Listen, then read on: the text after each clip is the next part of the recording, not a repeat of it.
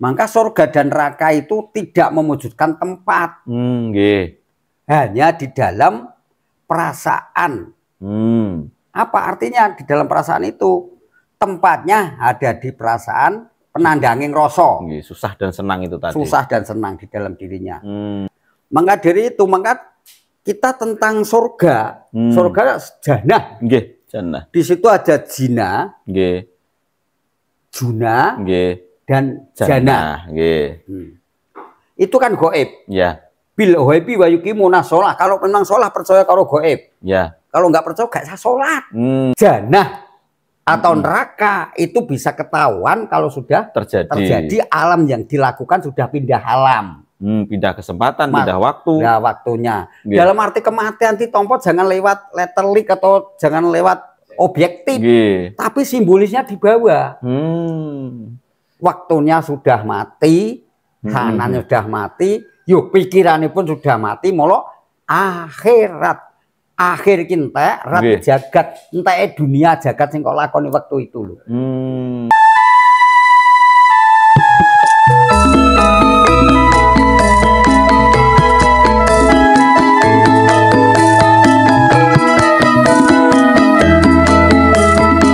Oke, untuk pertanyaan selanjutnya ini masih dari akunnya seputar dunia musik.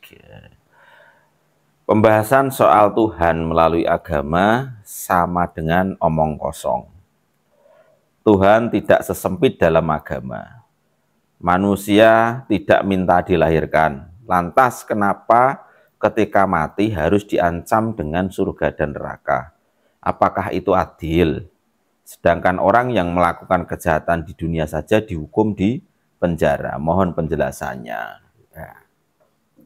Justru keadilan di situ. Maka lahir tidak minta dilahirkan, nyatanya lahir.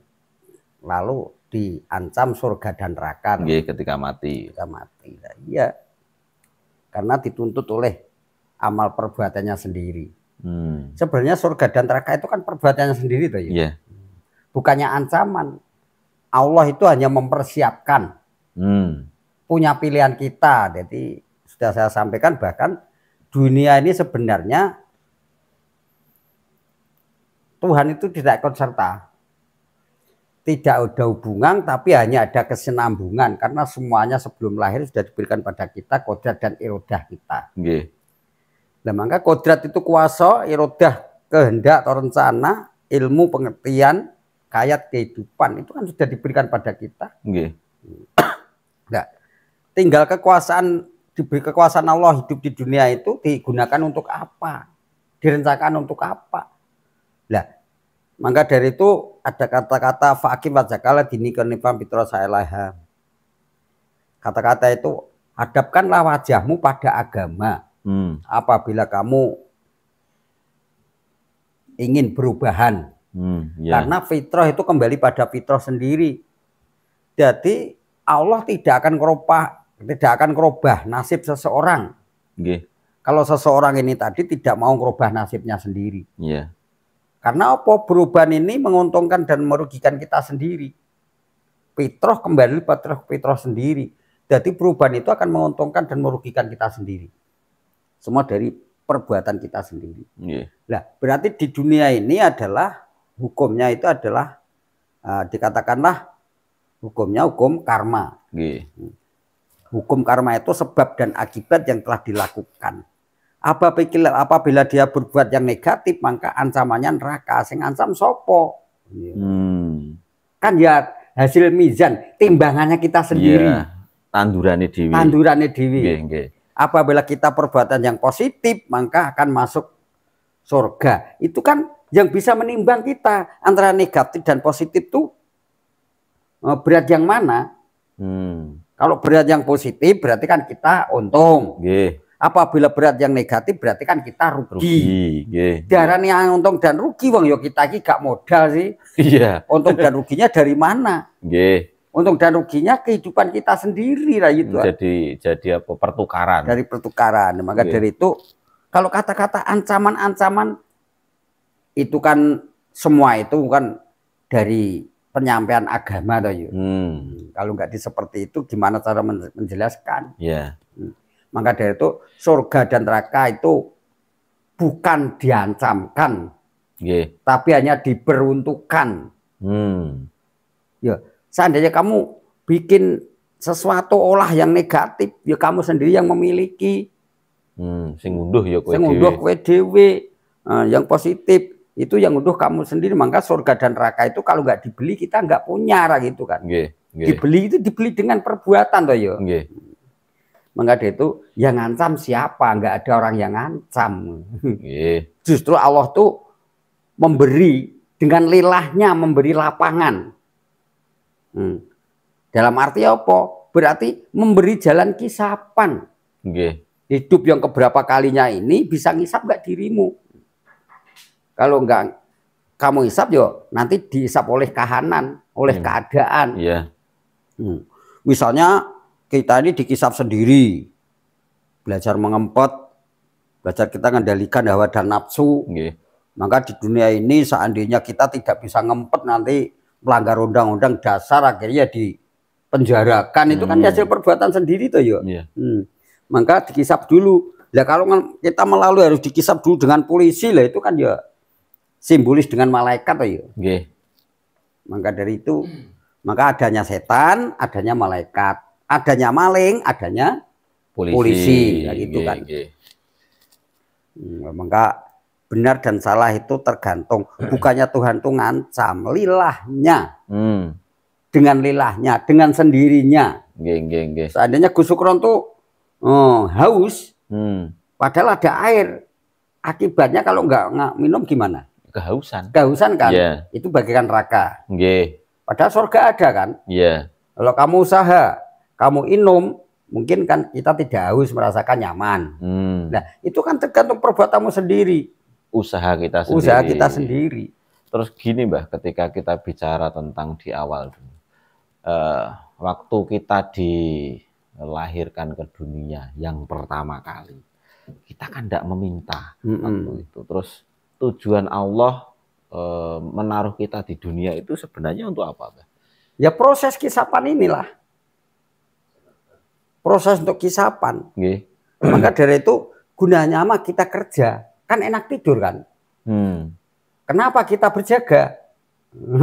Kenapa nggak tidur terus? Nah, mungkin saja kan tidur itu sesuatu pilihan. Yang enak. Tapi kalau selalu tidur terus apakah ya enak? Ya nggak enak kan. Nah, maka dari itu tergantung dengan kita pandangannya. Maka dari itu kenapa kita berjaga? Padahal enak tidur, itu kan. Maka dari itu semua itu pilihan kita sendiri, ada terjaga dan ada tidur. Ada mati dan ada hidup. Maka dunia tak gambarake kita hidup, akhirat gambarake kita mati. Dunia itu tak gambarake kita waktu berjaga atau melek. Pada umumnya melek waktu siang, siang tak gambarake dunia, malam tak gambarkan akhirat. Untung dan rugi waktu siang peristiwa siang nak untung bungae bar jam 7, 9 ya 7, 8, 9, 10 kita merasakan kebahagiaan. Seandainya rugi waktu siang tadi, maka malam itu akan gelisah. Itu kan waktu siang tadi. Diumpamakan seperti itu. Terus bahasa gini, waktu Adam, kita kembali ke Adam, Mbah. Adam itu diciptakan dengan lilahnya tuh. Terus waktu itu kenapa kok Adam kok diciptakan? Sedangkan Adam sendiri tidak minta diciptakan. Terus Allah itu punya tujuan apa di situ? Kalau kita mengatakan Allah punya tujuan apa, kalau dijawab dengan logika, kan nggak masuk akal. Nggak masuk akal.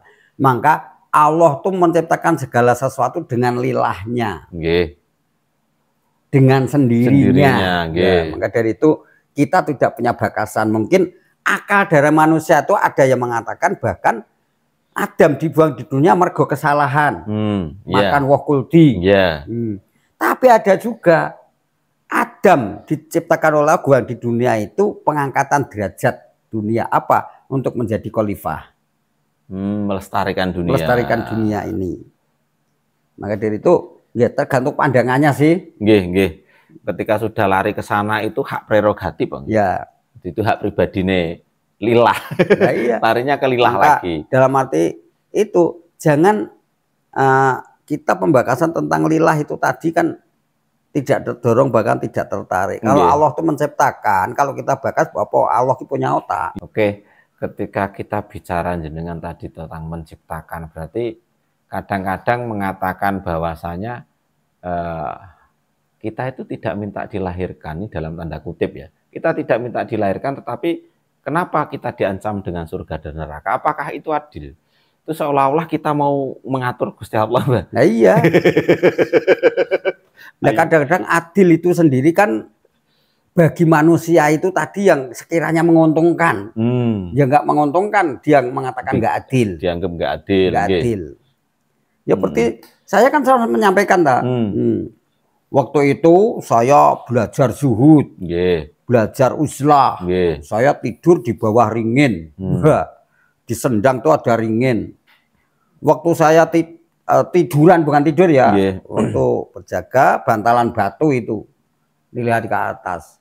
Sebelah barat ringin itu ada woh labu, buah labu, beligu, merambat, wohnya besar-besar. Sedangkan ringin sendiri buahnya kecil-kecil. Wah, Allah tuh nggak adil. Allah nggak adil. Kenapa pohon yang segini besar buahnya hanya kecil?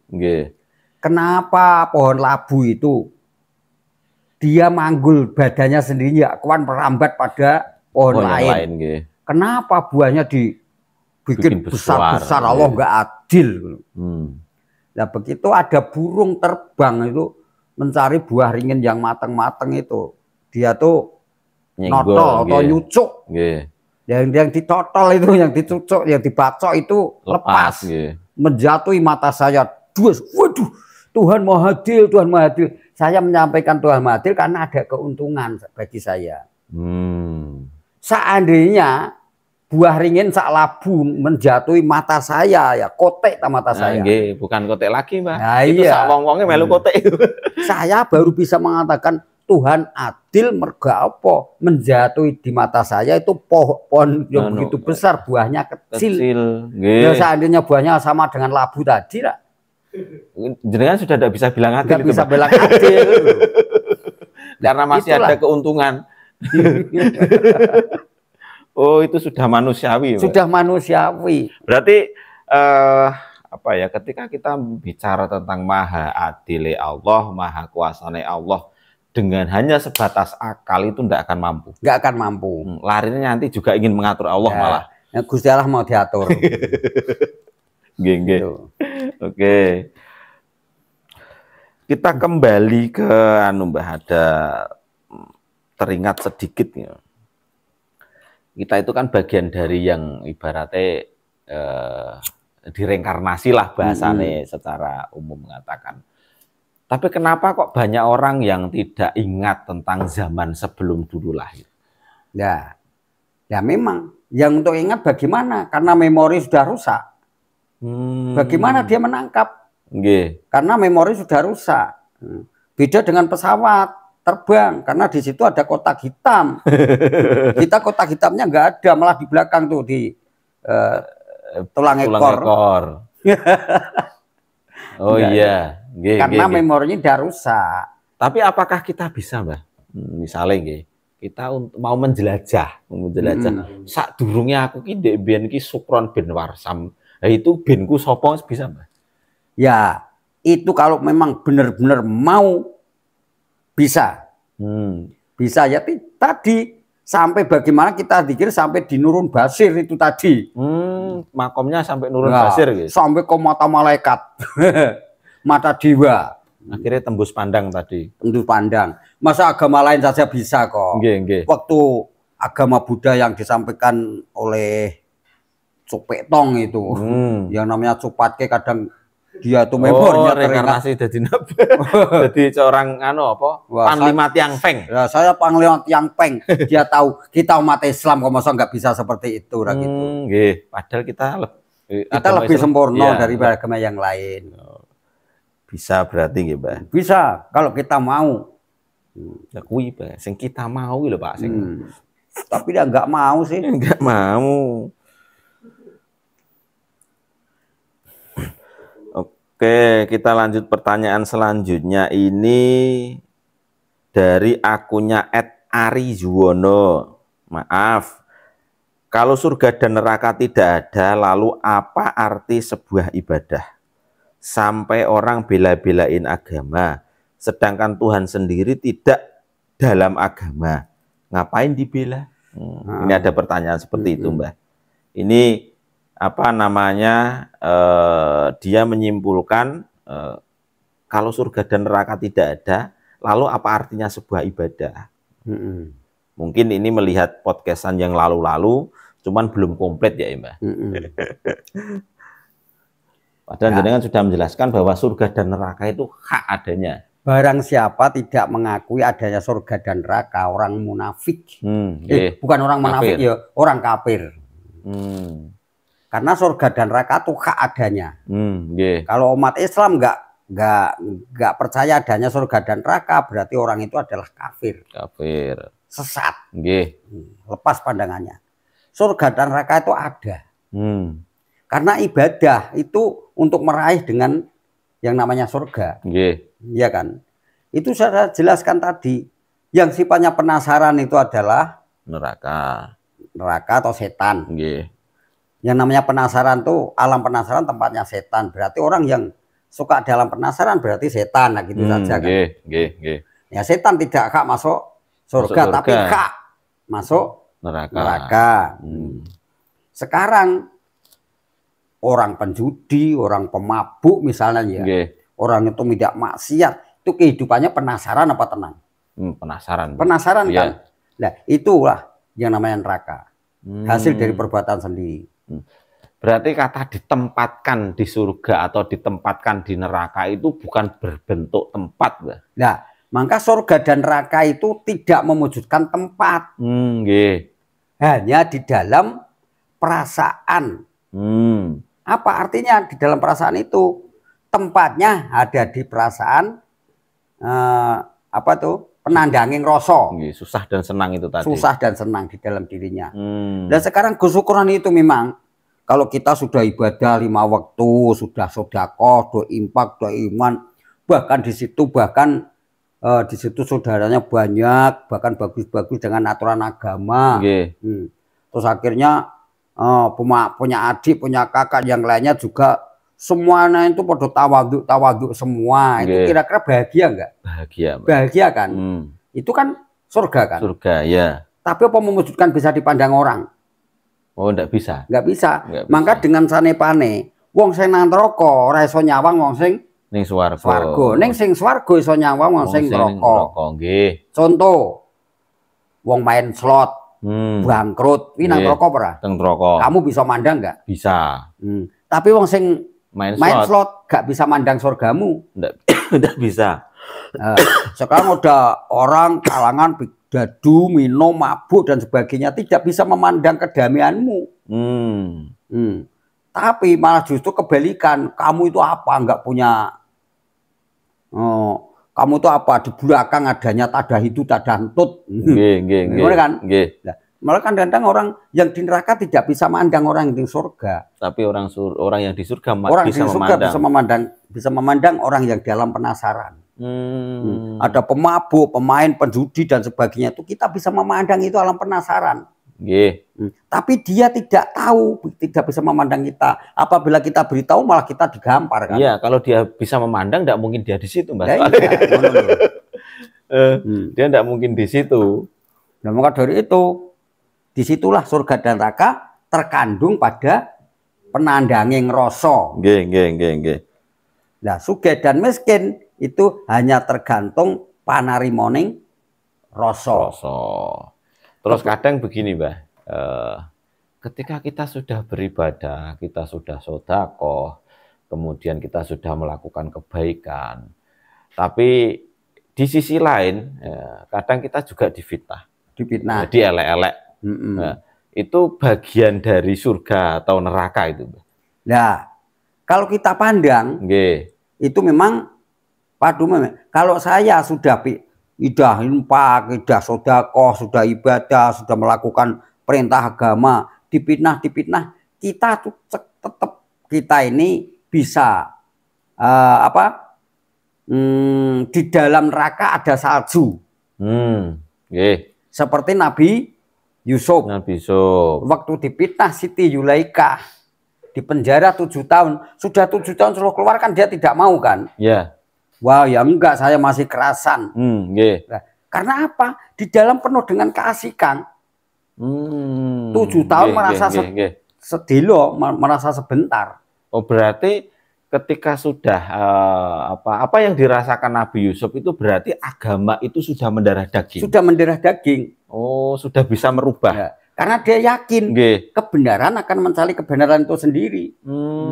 Tapi ketika kita sudah beribadah, kita sudah sedekah, kok ketika difitnah masih marah, itu berarti belum mendarah daging, Mbak? Belum. Dia tuh belum punya iman. Oh, ngaten. Masih ingin dihormati orang lain. Oleh ngibadah, pengen dihormati. Maka kalau kita memberi sesuatu, sedekah, seandainya tangan kanan memberi, tangan kiri jangan sampai tahu. Seandainya tangan kiri memberi, tangan kanan jangan sampai tahu. Itu artinya lepas, ikhlas. Kalau begitu Mbak, secara umum wong yang umat beragama itu banyak sing minta dihormati, Mbak. Nah, maka dari itu. Tapi enak kiai dia lele sing sore, Mbak. Nah, maka dari itu. Ya, sekarang gini saja. Sudah yang berlaku pada saya sendirilah. Sewaktu saya bikin jalan belakang rumah itu sampai di kali itu saya cor toh. Itu masyarakat bagaimana loknya? Ya, ada pro kontra itu waktu itu. Ada pro kontra. Tuh Mbah tuh wakil nyalon kadus, wakil nyalon jadi lurah. Padahal ya sudah tahu tuh masyarakat, bahkan saya ini nggak sekolah, nggak mau nggak apa kok mau jadi pejabat. Maka orang yang benci kita tuh selalu baik tambah selalu benci. Kita punya kawan pedatangan benci lagi. Yang namanya benci itu tidak bisa diukur baik atau enggak. Karena benci. Karena dia tidak bisa memandang surga ini jenengan sih. Tidak bisa memandang surga itu sih. Saya ketawa saja. Terus ingat Mbak, waktu jenengan waktu itu kan memperbaiki makom. Itu juga ada beberapa masyarakat yang mengatakan arek nguasai kuburan barang. Kuburannya kayak dinggo Mbah Nur Dewi. Ya saking cintaku kepada maut sih. Tapi begitu selesai, O-nya baru dijejer banyak. Ya, memang seperti itu. Maka dari itu, kalau memang orang itu sudah sudah dituntut oleh nilai iman kita seberapa kedalaman frekuensinya, itu nanti apabila kita difitnah, karena fitnah itu sekecil-kecilnya fitnah, kalau kita ikhlas menerima, padidahnya sama juga orang yang bertapa atau uslah 40 hari. 40 hari. Satu fitnahan. Satu fitnahan. Nah, terus gini, Mbah. Ada misalnya seorang seorang kiai sing ngajine ya wis nutuk, kitabe apale ya pirang-pirang, tapi ketika dia tidak dihormati, dia mendapat fitnahan masih marah, terus dibandingkan dengan orang yang bodoh. Bodoh dalam arti mboten ngalim nggih, ora tau ngaji, sing ngertine ngurning sawah. Tapi ketika dia dielek-elek, difitnah, dia terima dengan ikhlas, itu sebenarnya sing dadi kiai sinten, Mbak? Nah, maka kiai kalau diukur, wali itu kalau diukur, kadang-kadang kan diukur dengan keilmiahnya, saringat, keilmuannya, Tapi yang namanya wali itu beda-beda. Ada yang wali ngawam, wali kos, wali kawasul kawas. Wali ngawam itu biasanya yo pinter tentang apal Quran kadise, seneng apirke marang liyane, ning gak pernah tahu kapire dhewe. Sebab saya kotor. Ati akale. Ati lan akale jari Mbah Gus Dur. Ngono. Tapi bagi kita senajan asor toto dohire. Ini kan. Jadi senajan kita itu asor total dohire, secara tapi lahir, makom derajatnya lebih tinggi kadang-kadang kan. Seperti itu. Lah maka dari itu sehingga digambarkan antara Durna dan Bratasena. Nggih. Itu waktu ketemu dengan sang yang Bathara Bayu. Nggih. Bratasena. Nggih. Sing dadi pendhita ki kowe apa Durnane? Tontonen nang perilakumu mengko. Nggih. Waktu lakon Saridin karo Sunan Kudus. Nggih. Din, ngene Din. Lah, nek teng Kudus kok dilarang Kanjeng Sunan Wirakudus. Nah, sebab apa? Kalijaga dudu Kudus Sahid. Lah, iki mengko sing kiai, sing Sunan ki Saridine apa Sunan Kuduse? Nggih, nggih. Lah ya ngono to ya. Nggih. Kadang-kadang yang rata-rata terjadi itu seperti itu, Mbah. Jadi sebenarnya agama sendiri itu membentuk jiwa untuk qanaah sebenarnya, nggih, Mbah. Iya. Lah maka kalau kita berdoa, jadi mintalah anak yang soleh dan solehah. Kok gak wal ngaliman yo. Mintanya anak yang soleh dan solehah. Nggih. Bukan anak yang ngalim. Karena terus, soleh dengan ngalim beda. Iya. Kalau ngalim itu berarti paham tentang ilmunya. Ilmunya resepnya rumus dan resepnya paham. Kalau soleh itu prakteknya. Praktek lapangan. Jadi dia menjabat profes tapi tidak menjabat gelar doktor. Dapat doktor. Orang di sertifikat. Neng malah asli. Jasa kerja jenenge. Terus tadi bicara tentang surga, Mbak. Di situ ada keterangan hari 70 widodari, hari apa jenenge digambarake gedung yang indah lah intinya. Lah itu sebagai perlambang seperti apa tentang widodari nih, Mbak? Ya. Widodari itu kan pengiming-iming. Jadi seolah-olah surga dan neraka digambarake nafsu ini. Kejasatan ini. Jadi KB ini namun umpane nafsu di sawang. Pernah saya punya anak yang namanya Nur Rahman sekarang yang ya insya Allah sudah nuntun saya jalannya. Amin. Saya, amin. Dia mengatakan diperintah gurunya, Nur belajar ngaji Nur. Iya. Belajar ngaji. Iya saya sudah belajar ngaji. Kalau enak belajar ngaji Nur, nanti satu huruf itu di surga nanti diberi pakaian kain sutra sak pengadeg. Sak pengadeg. Lah, berarti kalau Fatihah tuh hurufnya berapa Nur? Itu nanti kamu bakal diganjar kain pakaian sutra sak pengadeg lapis. Berapa satu hurufnya tuh satu pakaian. Satu lapis. Nah, kalau Fatihah tuh berapa huruf Nur? Oke, Pak. Wah, aku kok yo malah sumu apa? Nggih. Lah aku kok nang swarga terus dingai kon nganggo kabeh. Rangkep aku kok yo malah sumu, Pak. Apa? Aku kok gede nih yo, Pak. Dengan keluguan anak saya itu. Nggih.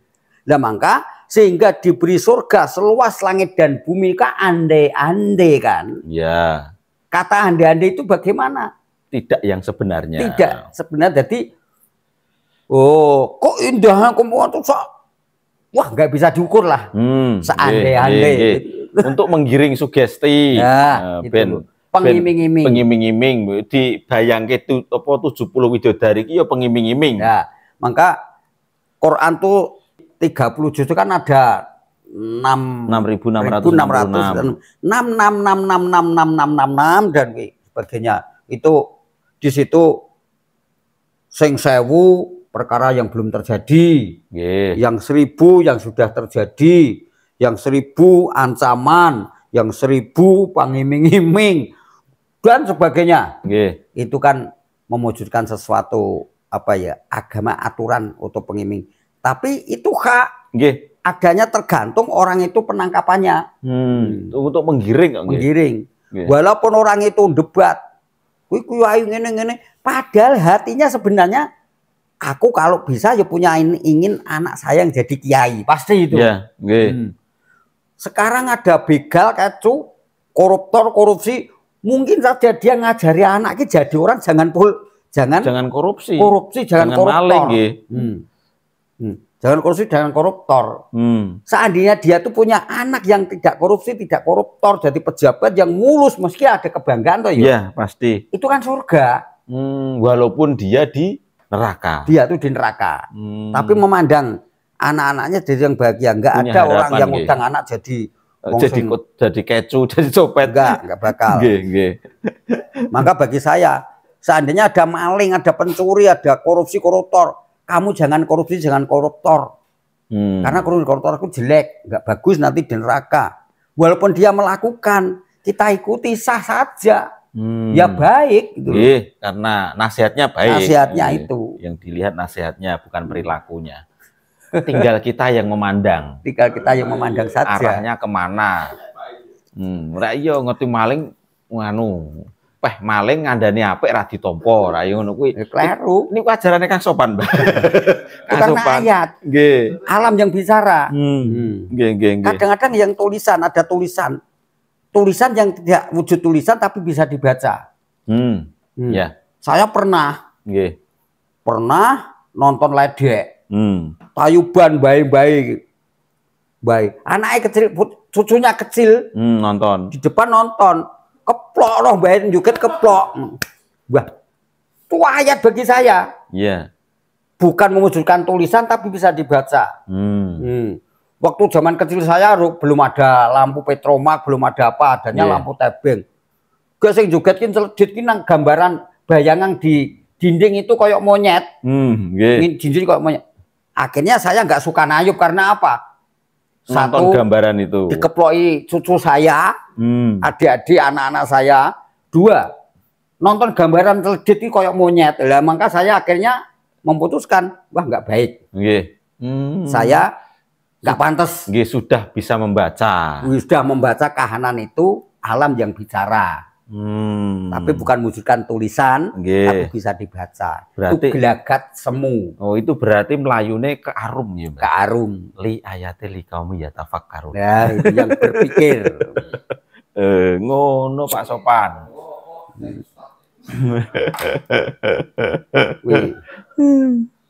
Oke, kita lanjut pertanyaan selanjutnya. Ini dari akunnya @amrozi. Ketika berbicara tentang surga dan neraka, surga neraka itu di dalam dunia atau di dalam akhirat. Dan ketika berbicara surga dan neraka itu di dunia ini, lantas bagaimana dengan surga yang ada di akhirat setelah mati? Mohon penjelasannya, Mbak. Ya. Memang duniaku yang sekarang ini kan akhiratku yang dulu. Iya kan? Duniaku yang sekarang ini akhiratku waktu dulu sebelum saya melalui mati. Mungkin saja saya keturunan Nabi Adam. Waktu zaman Nabi Adam saya anaknya mungkin. Tapi tidak begitu, saya tidak mengikuti jejak orang tua saya. Tidak mengikuti nasihat orang tua. Tapi ditahan di sana alam barzah. Dimunculkan baru zaman Muhammad ini. Zaman Muhammad sudah lalu, masa lalu sudah zaman apa ulama ya. Yang sekarang ini mungkin saking dalam dosa saya, keluputan kesalahan saya baru diproses sekarang diturunkan di dunia Warji bin Koromodalan. Mungkin saja dulu tuh Uzlah bin Adam mungkin saja ya.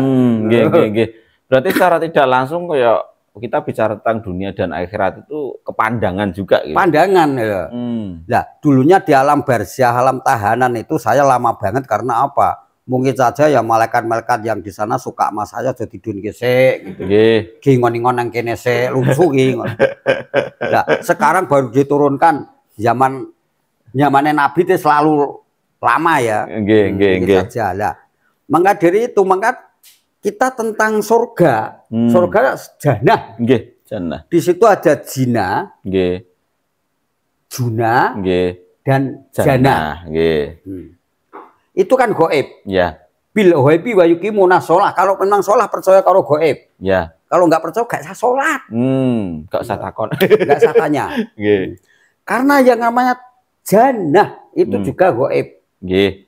Terjadinya kalau sudah mati. Ya. Mati yang bagaimana? Nah, misalnya Gus Sukron ikut serta pro dan kontra yang saat ini rame-ramenya kan ijazah palsu. Sekarang Gus Sukron umpama nggak suka sama Pak Jokowi, terus ikut serta sama Roy Suryo, sak klub. Terus kamu ikut-ikutan kan? Kron, jangan Kron raka itu. Jangan Kron raka. Mesti bagimu kan enggak? Karena belum kejadian sih. Belum akhirat sih. Lah yo, belum mati sih. Mati apa? Mati waktunya. Mati kesempatannya. Begitu kamu ngece Pak Jokowi, kena pasal melecehkan apa? Pelecehan nama baik, pencemaran nama baik. Akhirnya kamu di penjara 6 tahun misalnya. Baru tahu. Bener Mbah ngomong rokok Mbah lagi tahu. Karena apa? Sesudah hukum itu selesai, ya kan? Dihakimi dor 6 tahun baru bisa ngerasake baru kelihatan. Yo bener ngomong Mbah Nur rokok tenan deh. Iya kan? Tapi tidak bisa diulang ya, Pak. Nggak bisa ulang ngajar apa ulang? Maksudnya mau aku mah ngerti manut ngono lho. Nah ngertino kudune manut, gak mlebu rokok ngono lho. Nggih, gandeng ra ngerti. Itu bau berpolitik jangan Kron. Rokok ini mbok lakoni. Begitu sudah selesai kena gedhok nggone hakim. 6 tahun. 6 tahun. Lagi aduh ngono baru terasa rokok tenan. Jadi janah atau neraka itu bisa ketahuan kalau sudah terjadi alam yang dilakukan sudah pindah alam. Pindah kesempatan, pindah waktu. Nah, waktunya. Dalam arti kematian ditompo jangan lewat letterlik atau jangan lewat objektif. Tapi simbolisnya di bawah. Waktunya sudah mati, kanannya sudah mati, yuk pikirannya pun sudah mati, molo akhirat. Akhir kinta rat jagat entek dunia jagat sing kok lakoni waktu itu lho. Berarti yang sudah kita lakukan, kesempatan sudah ndak ada, akhirnya lagi reti ternyata ngene mau kleru tenan. Ya mangka yang namanya jina, juna dan janah itu termasuk goib artinya siluman tegese ora ketok. Berarti Gus Sukron seandainya dadi maling di belakang rumah itu yo siluman. Itu yo jin karena tidak kelihatan gitu loh. Enak tenan gitu. Bukannya wujudnya makhluk, jin itu tidak. Artinya apa? Tinggal rujukan kata itu loh. Lari pandangannya kemana? Lari pandangan itu kemana gitu. Jadi sebenarnya agama sendiri itu ya Mbah. Agama sendiri itu secara tidak langsung itu untuk menggiring pandangan kita ya. Iya. Maka dari itu kalau masa kecil kukunya potongile ada setannya. Setan itu apa tak? Kan energi yang buruk kan? Ya sesuatu yang merugikan. Sesuatu yang merugikan. Terus setan itu digambarkan nggak pedang, nggak sembar. Itu waktu anak kecil. Sebenarnya ini ada baksel bakteri yang ada kuman. Kumannya yang kita harus bisa nanti kalau sudah sampai kelulusan ke dokter itu sudah nggak bakasnya ini ada setannya tuh enggak. Ini ada bakterinya. Ada bakterinya enggak. Misalnya corona mesti digambar ke bakso sing ono. String-stringnya kayak rambutan. Itu penggiringan sugesti saja ya Mbak. Maka dari itu kita ini simbolis-simbolis kita harus tahu. Maka agama itu isinya eden-eden, pengiming-iming dan ancaman. Larinya ke letterlik juga simbolis. Berarti nek belajar agama yang ditonton letterlik ketok niku diarani kurang betul. Kurang. Nggak disempurnakan, nggak masuk wilayah hati. Masuknya lewat wilayah objektif moto kasab secara harfiah. Harfiah basa apa nek lemarai ali ya aneh. Maka surga dan neraka itu ada. Orang beriman atau orang mukmin, wong Islam kok gak percaya neng swarga dan neraka, gak percaya neng setan barang kuwi. Ya wong jenenge wong kafir. Nggih, orang wong iman. Orang munafik lho. Orang wong iman. Munafik wong pinter sih. Nggih. Reti neng tok ra reti. Munafik ndak ngono kuwi ya. Munafiknya sudah tahu tapi dilanggar. Orang dilanggar maksudnya di musola tuh enggak melanggar. Nggih. Soalnya kadang-kadang ketika bicara ditempatkan itu tidak bahasanya itu tidak terus bentuk, Mbah. Nah, dia bentuk harinya. Nah iya. Maka seperti orang yang wes sekarang kalau bener kamu kalau mau lapor ke pemerintah munggah nek munggah padahal Pak Lurah itu di bawah sana tempatnya loh. Iya. Iya kan? Oh ya diarani munggah ya, Mbah. Diarani munggah. Sing goblok. Sekarang orang Gunung Lawu Karanganyar yang di Candi Cetro itu kan. Kalau mau ke kabupaten. Kalau mau munggah ke pengadilan malah medul. Nah munggahnya munggah bagaimana? Munggahnya lu munggah derajat hukumnya gitu kan. Secara simbolis. Secara simbolis. Lho kok nak munggah tenan? Lho piye wong kabupaten kene ngisor kok. Enggak terus malah ra teko. Jadi jadilah apa ya? Pemaham agama yang cerdas. Di situ ada letter like, di situ ada juga simbolis. Intinya itu. Oke, kita lanjut pertanyaan selanjutnya. Wah, iki saudara kita dari Merapi, Hansip Gandring. Assalamualaikum. Rahayu. Hadir derek ngangsu kawruh Mbah, Gus Sukron tulung tangkletke ke Mbah Yai obat sakit gigi sing paling cespleng nopo jenengan pun tangklet piyambak. Kula hanya tak pose saja. Nah, jawabannya giginya kurang bersih. Nah, betul, Mbah. Nah, coba kalau giginya bersih, nggak akan penyakit gigi karena nggak ada sih. Nggih. Ya kan? Nggih. Kalau nggak punya gigi nggak mungkin punya penyakit sakit gigi. Mungkin saja obatnya yang paling bagus juga dicabut. Saya punya sakit gigi awet kemarin malam tuh. Itu masih kemut-kemut. Masih kemut-kemut. Nah, saya yakin gigi saya kurang bersih. Kalau bersih nggak ada penyakitnya. Ya, nanti. kan nggak punya gigi ada penyakit gigi.